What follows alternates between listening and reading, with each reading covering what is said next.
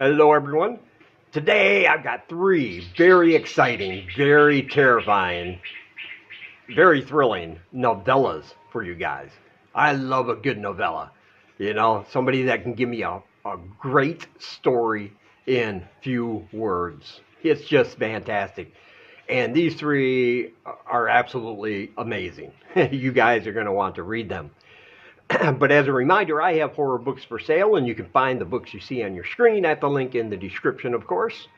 And if you want to join my Patreon, you'll get free short horror stories from me every month, along with other free books from other horror authors every month. So if that's something you're interested in to help support the channel, there's a link down below for that.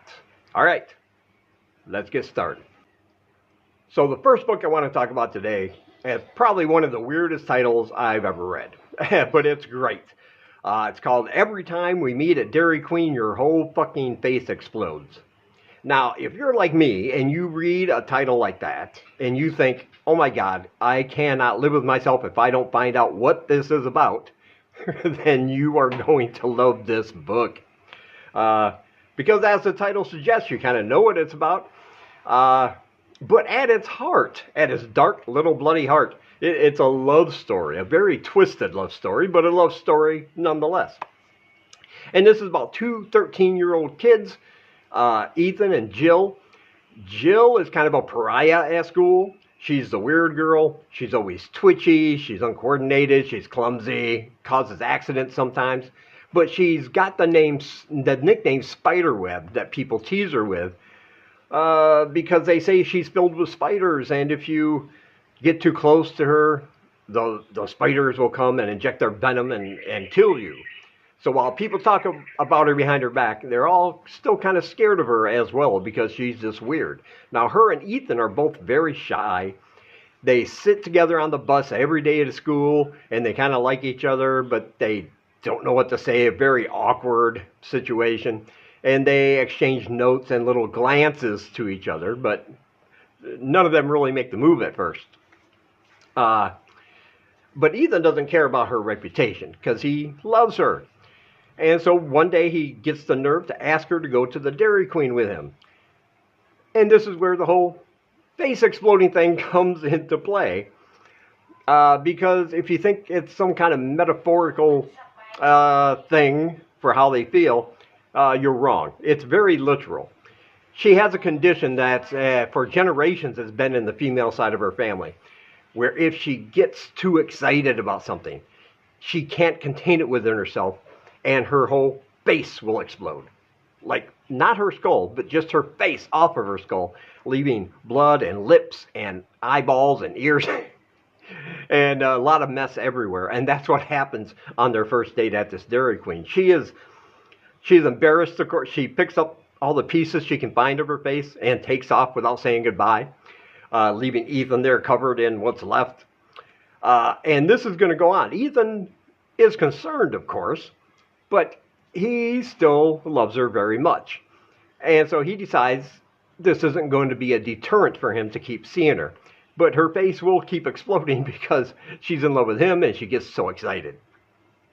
And you don't even want to hear about what happens in their first kiss or the first time they have sex, because you're going to have to read about that for yourself. But it is gruesome. But every time her face explodes, she comes back the next day and her face is all stitched together with different skin, different color tones of skin. And it's a very good job that whoever is doing it, stitching her face back together so she looks almost normal, except for the discoloration of different portions of her face, And we're going to find out why, of course. And if you think all of what I've said so far is horrifying, wait until you meet her parents, because that's going to have a big part in this and what happens eventually. I'll just leave it that way. I'll just put it that way. Leave it right there for you to ponder on. But yeah, this novella is simply great. It's bizarre at its best. It's full of the what you would expect with that kind of title, the blood and the gore and everything. But like I said, it's still kind of sweet that he's sticking with her through all this because he loves her that much, and the sacrifices he's going to have to make, as you'll read about after he meets the parents, and you'll be right there with him. Yeah, it's just fantastic. I absolutely love this one. I highly recommend it. And there's a link in the description where you can pick up your copy. And next we have a novella that's like a religious horror mixed with psychological horror. And it's called The Restless Few. And this is about a Catholic priest who is a serial killer. But is he a serial killer because his mind is warped and twisted, or is it demonic possession, or something else? And when he was younger, he started seeing shadowy, horrifying creatures in his vision, starting the day he found his mother on her bed dead, and this creature was squatted down on her headboard, just looking at him. Not doing anything, not saying anything, but just looking at him.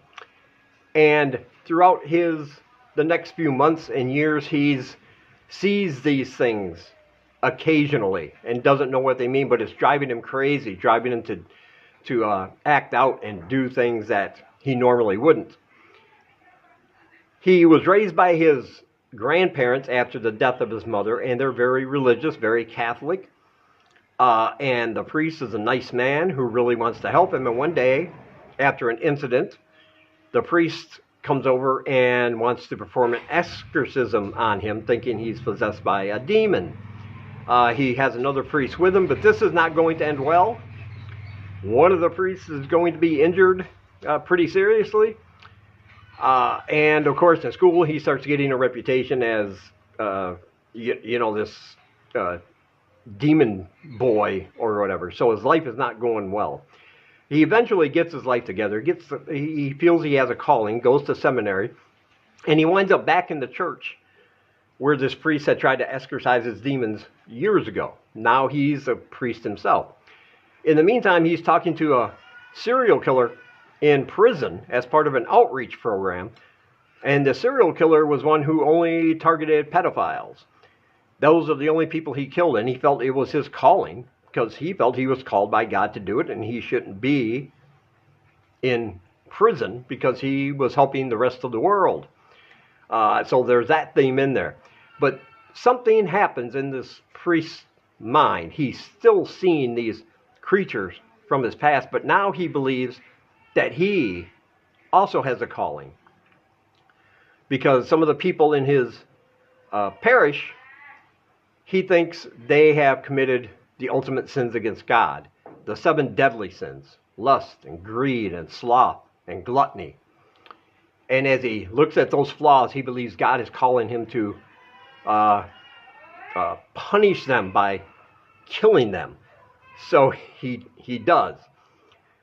The police get involved, but I'm not going to tell you what happens, because getting caught by the police might not be the worst thing that can happen from all this.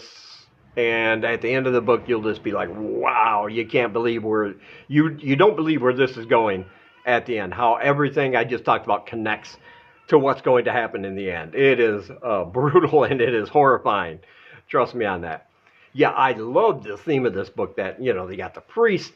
He's a serial killer. He might be crazy. He might be demon possessed, or he just might like killing people. I mean, you're going to have to take a stand at the end of this book to figure it out. But we'll get there. We'll get there. And yeah, this one is great. Absolutely loved it. Highly recommend it. And there's a link down below where you can pre-order your copy. And next we have Don't Tell Mom. This one is, oh my God, atmospheric. It is a creep fest. It is very claustrophobic because it all takes place inside of a train car. There's a man, he's at university, he's on a break. He is plagued by his father, who went missing when he was a child, and his mother will only tell him he went to Underwood, and makes him promise never to go to Underwood. Underwood is a town that has very dark secrets and legends and lore. used to be a town full of witches until the witch finder came in and killed most of them. And the ones that survived are said to be haunting the place, and anybody who steps foot, they will take. That kind of thing. So he meets a woman before the train shows up, and she's going the same way, very, very, very far north in England. That's where they're headed, to their hometowns, respectively. And they're the only two on this train at this time. But along the way, a man's going to come from another stop, get on the train, and he's a young, obviously privileged, obnoxious kind of guy who's talking loudly into his phone with his friends, insulting everything and everybody, calling the places they grew up in, shitholes and everything else. And he can't wait to get away from these backwards people, and they're all stupid and inbred, and the kind of guy. And he doesn't care that they're there. Because he's got privilege written all over him. So the man decides to tell this woman he met, loud enough so this other man can hear, about the legends of Underwood and about some of the darker things that have supposedly went on there. It catches this man's attention. But at one point, this obnoxious man has to get off the train because he realizes he wanted to head south, but he's on the train heading north. And so he gets out at a stop, and that stop happens to be Underwood. This is not the last we're going to see of this man. But this train sometimes will just stop in the middle of nowhere. It's the dead of night. There's a storm pounding the windows and sides of the train. They keep, the man and the woman, after this other man gets off, they keep hearing like a phone ringing. But they look everywhere, and they cannot find the phone. They thought the man might have dropped it or left it. But they cannot find the phone. And in the meantime, this man keeps dredging up memories of his father who went missing and what it all means, and things are just going to get extremely creepy. This is a very well-written horror novella that just builds the tension and gives you the creeps. And I've shivered more than once. Just the atmosphere this author created, it was absolutely fantastic, absolutely perfect.